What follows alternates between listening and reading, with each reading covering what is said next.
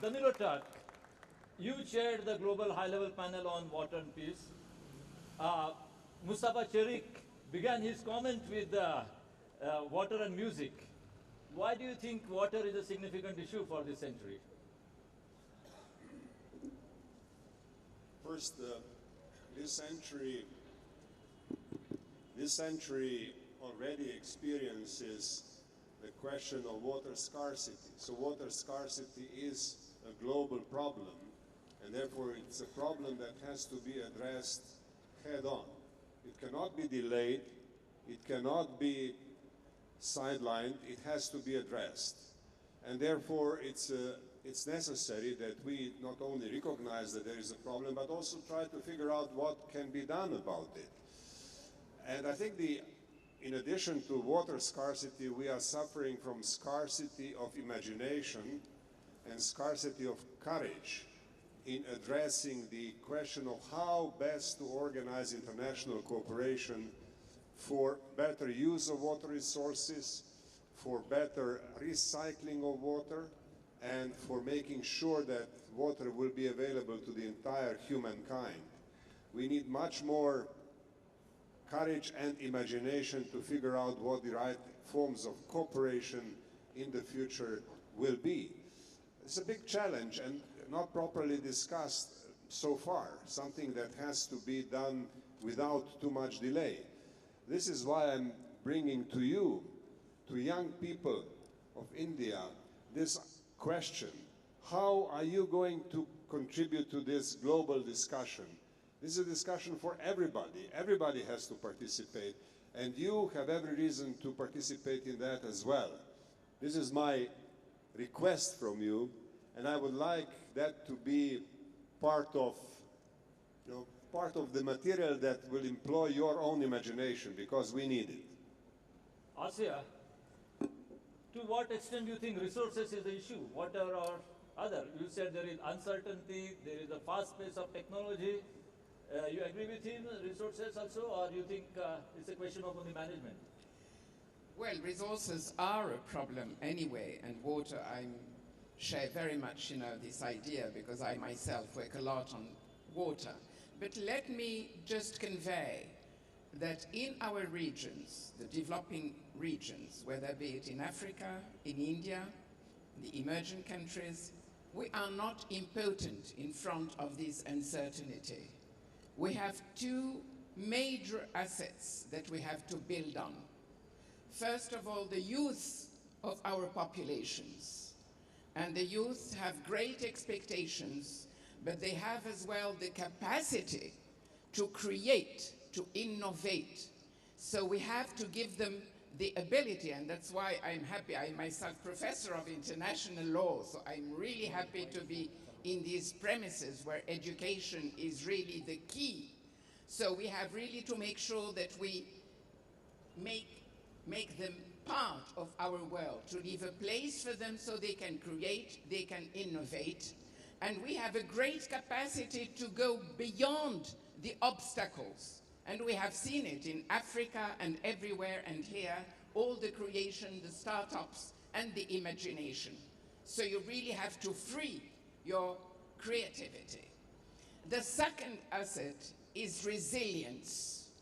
We have the capacity to face the obstacles, to face the unknown, to face the difficult times, because life is not easy in our regions. Not everything is granted. We have to work for it, we have to win it. So I'm really confident that this capacity of adaptation, of resilience, and of innovation will be key to build for our countries and our region a real future, assuming we try to give the proper education. And education now is shared by everybody, the knowledge is shared.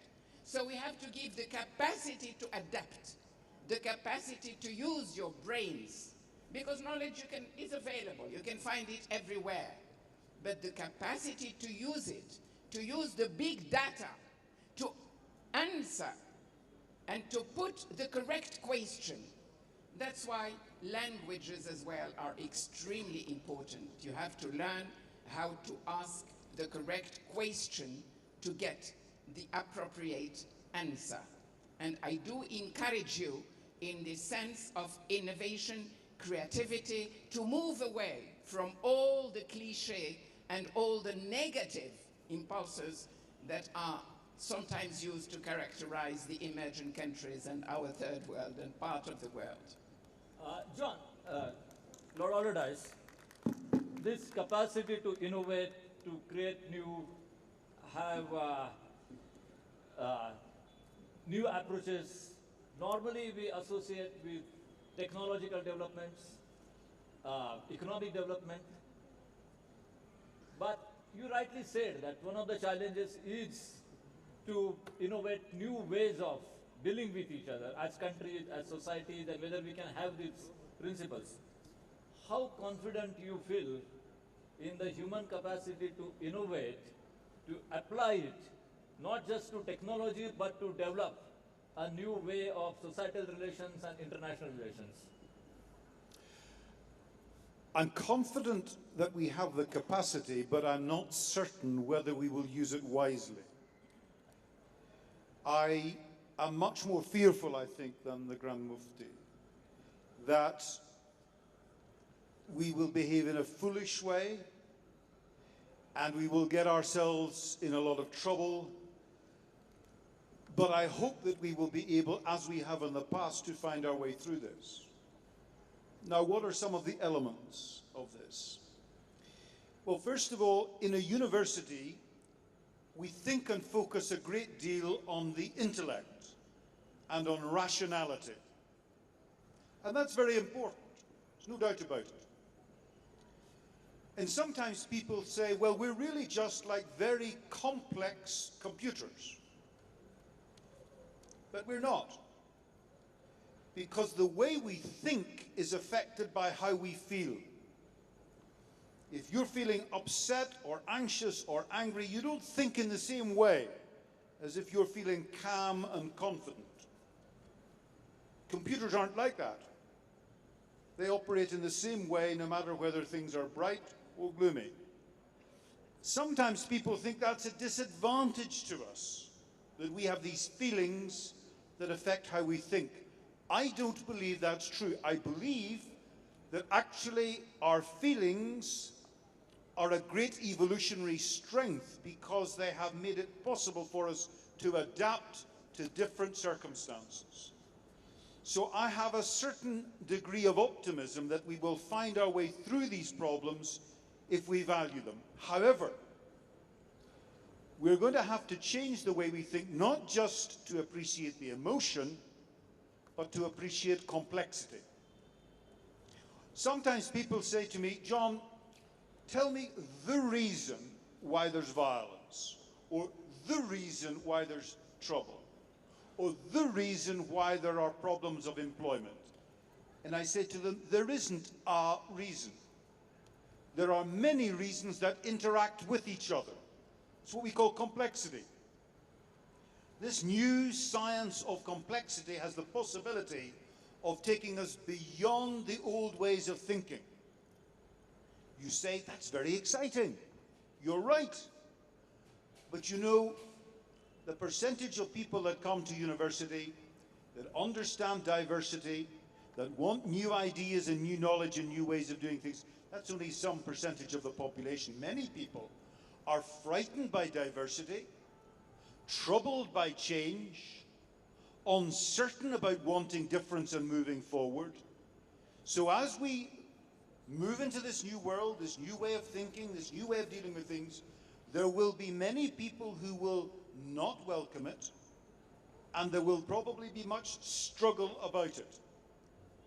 But humanity has survived against the odds and in the face of adversity because of its capacity to move forward, to change, to adapt, and to develop. And you, young people, are in the forefront of this. And I believe it's possible despite all the risks. That's where I put my faith in the possibility, Sundi. President Turk, now you have to sit on a judgment. We heard one view that we are living in an era of risk. And we heard another view that there is no risk of world war, there could be some regional wars, and there is a lot of capacity to deal with the situations. To put it very simply, that's not exactly what John said, but to overcome or to pass through the era of risk, you need a lot. Which side of the debate are you on? Are we more in the era of risk, or are we more in the era of opportunities and sensibility? Well, this of course is a question which requires an introduction. The answer to it requires an introduction. That introduction would come from a piece of wisdom the Grand Mufti is very familiar with, the popular hero of Bosnia and Herzegovina, Nasreddin Hoxha. Now, Nasreddin Hoxha was a Hoxha, and he had to perform also as a judge. And very often he was asked, what does he think about a particular dispute, on which side of the two parties he was. And he usually listened to one side and said, well, there is a great deal of truth in what you are saying. And then he listened to the other side, and he said, well, there is a great deal of truth also in what you are saying. And once Nasruddin Hoxha's wife told him, look, but you have to decide eventually. You can't say you are party right and the other side is party right. You have to find a decision. And then Nasruddin Hoxha says to his wife, you know, you are also right. So, you know, there are many variations of truth. There are many variations of thought of the way forward. And we have to think about this quite carefully. So I think that both theories of which we heard are correct. Of course, we live in an era where things can go very badly wrong with nuclear weapons. We must not underestimate that threat. But then again, it would be wrong to think that there is any sort of inevitability in this. There is no inevitability. We can avoid it. We also live in a world where there is an accumulation of local and regional armed conflicts. But there is no inevitability in that either. Now, this brings me to the answer to your question. It was a long introduction, but I think a necessary one. And that answer is really very, very clear, I think, to most, if not all, the young people whom I see in this auditorium. You are going to inherit a world which is going to be more complicated than the world which we inherited when we were young. But you also have much more at your disposal in terms of information, knowledge, energy, intellect. So I'm sure you are going to find a way forward. And that way forward must be very well informed about the problems that are being dealt with, the fact that there are many variations of truth, but whatever variation will be prevailing in a particular moment must be based on certain simple principles. There is no inevitability of war, no inevitability either in a global conflagration or in regional disputes leading to wars. We have to find a way forward which will be imaginative, which will be cooperative, which will be basically in line with what the Grand Mufti was saying in the beginning of our conversation this evening. This is the direction, and of course, on that direction, use your imagination and your knowledge to the benefit of mankind. So, Grand Mufti, we come to you for your words of wisdom. Where is the way forward? Thank you, Professor Sandeep. We live in the time of complaints. I meet people, everyone is complaining. Those who are poor, they think that they are richer better. Those who are rich, they are afraid that they will lose their wealth. Those who are students, they are afraid that they will fail on their exams. So everyone is worrying, and there is fears around that war, nuclear war, because after the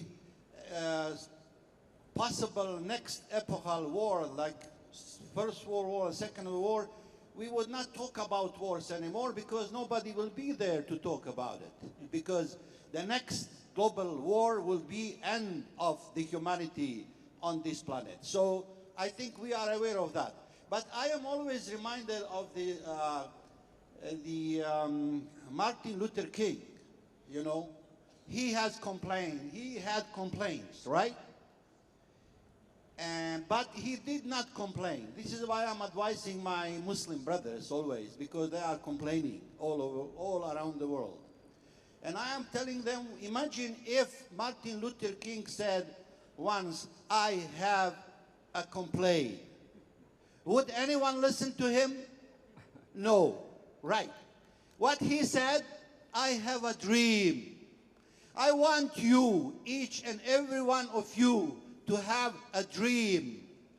There is, you know, this planet, this life doesn't belong to us. It belongs to the one who created this planet, this cosmos, everything. So there is so much space there. But one thing is what worries me. The hearts are sick today.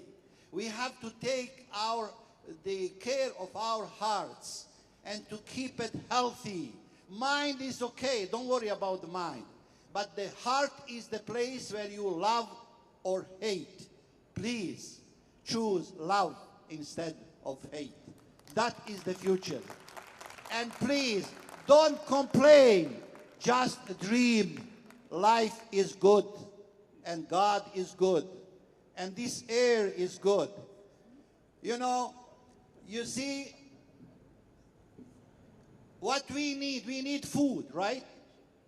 We need water and we need air.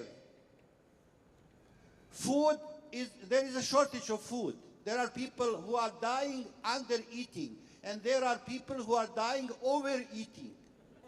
Right? Right. Now, food is available, but not for all. Water is available, but for all. But we need less food than water. But we need less water.